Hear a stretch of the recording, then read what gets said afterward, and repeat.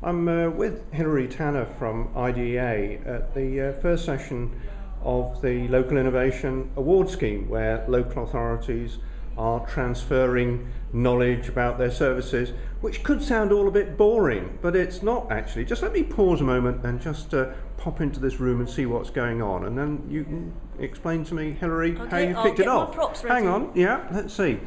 If we go through here, we've got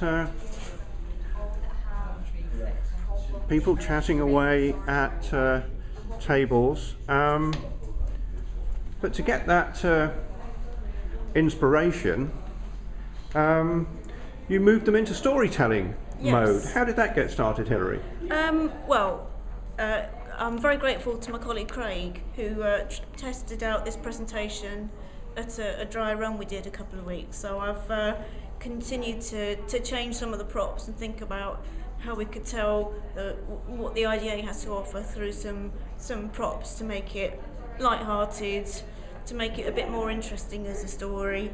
So you see here I have my binoculars taken from home to talk about horizon scanning, looking ahead, thinking about some of the national policy issues. So I've had them with me. I've had from home, from my collection of unused seeds that I never got around to planting, to talk about growing ideas, to talk about, with the Local Innovation Award Scheme winners, they all have the kind of kernel of an idea. How can we kind of think about what makes that a good idea? How can we support them to develop that idea? Maybe think about how others could use it, how they could adapt, how they could kind of turn something quite small perhaps into something that becomes a kind of national activity or gets that kind of momentum behind it. And then we've also talked about some of the principles of the Local Innovation Award Scheme.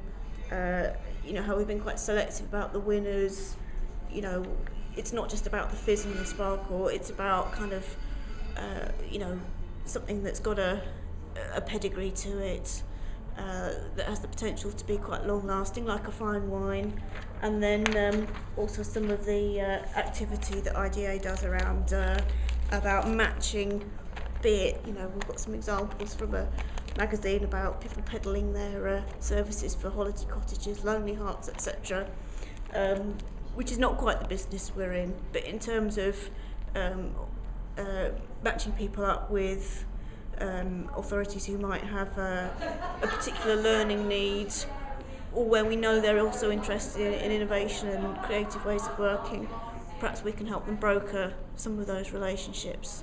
So from that, people have gone on to do what they've got to offer in terms of learners, and some of my colleagues are playing the role of learning authorities to kind of get a kind of dialogue going and get that kind of experience of a reciprocal storytelling.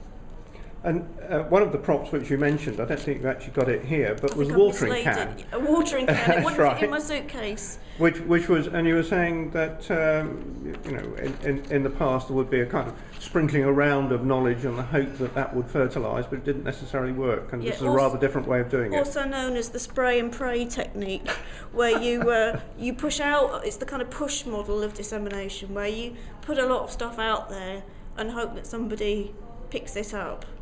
Lots of publications, lots of case studies, lots of events, lots of talking at people.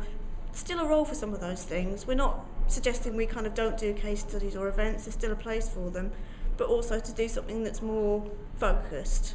And I think the Local Innovation Award Scheme is becoming a framework for that, where it's not just about reaching big numbers. It's not just about volume. It's about the kind of quality of what people are saying, and about having those relationships that bring in learner needs and kind of develop, which we've done some of through the Beacon scheme, but we'd like to explore in more detail, kind of look at some of the ways of how people use knowledge, how they share it, to make that perhaps in a more structured way, which is hopefully what today will help people think about and give them some practical tools they could use for that.